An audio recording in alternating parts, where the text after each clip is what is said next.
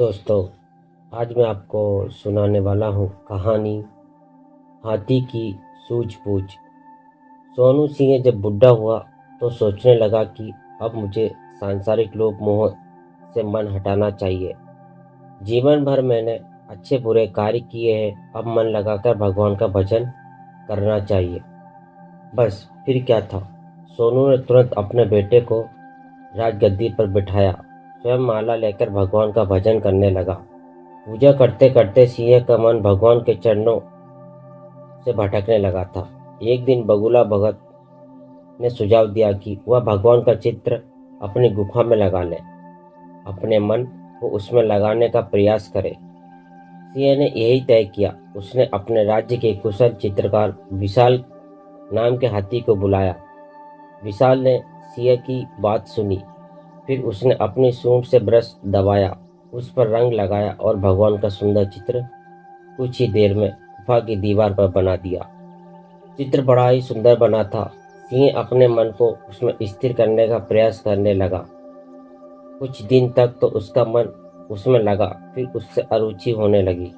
अब सिंह ने विशाल को फिर बुलवाया और दूसरे देवता का चित्र बनवाया। एक दो दिन उसकी पूजा की, अधिक समय तक उसमें मन नहीं लग पाया।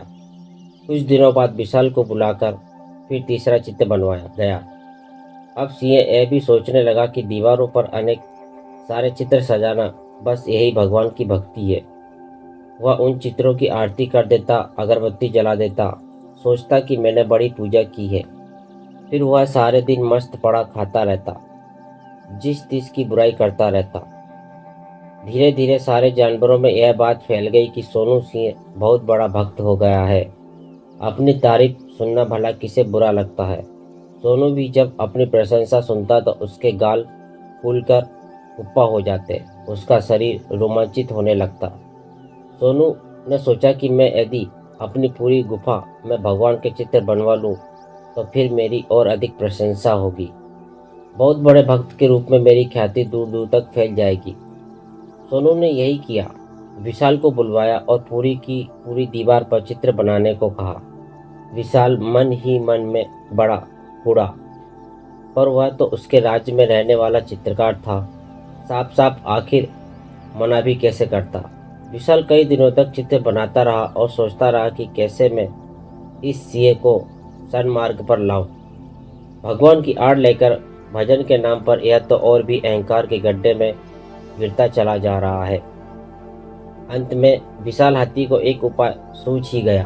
उसने सारी दीवार पर चित्र बना दिए। बस एक चित्र की जगह जब रह गई तो उसे काले रंग से पोत दिया। सिंह से कह दिया कि जब वह काला रंग सूख जाएगा तब चित्र बनेगा। विशाल रोज आता और काला रंग उसी जगह फिराकर चला जाता। एक महीने तक यही क्रम चलता रहा। एक दिन सोनू सिंह को बड़ा गुस्सा आया। वह सीधा विशाल के सामने जाकर खड़ा हो गया। कहने लगा, चित्रकार महोदय, यह किस लोक के देवता का भव्य चित्र बन रहा है? कब तक यह बनकर पूरा होगा? महाराज, गुस्ताखी माफ करें, छोटे मुंह बड़ी बात है, पर कहे बिना मैं न रह पाऊंगा। विशाल बोला। हाँ हाँ, कहो कहो, शेर ने कहा। आप इतने सारे यह चित्र आखिर क्यों बनवा रहे हैं? विशाल पूछने लगा। सिंह बोला, इन चित्रों से मेरा मन पवित्र बनेगा, भगवान के चरणों में लगेगा। विशाल ने गंभीर होते हुए कहा, महाराज, अपराध क्षमा कीजिएगा। चित्र लगाने से मन कभी निर्मल नहीं बनता। मन की गति बड़ी ही चंचल है। यह पवित्र बनता है अच्छे विचारों से, उच्च चिंतन से।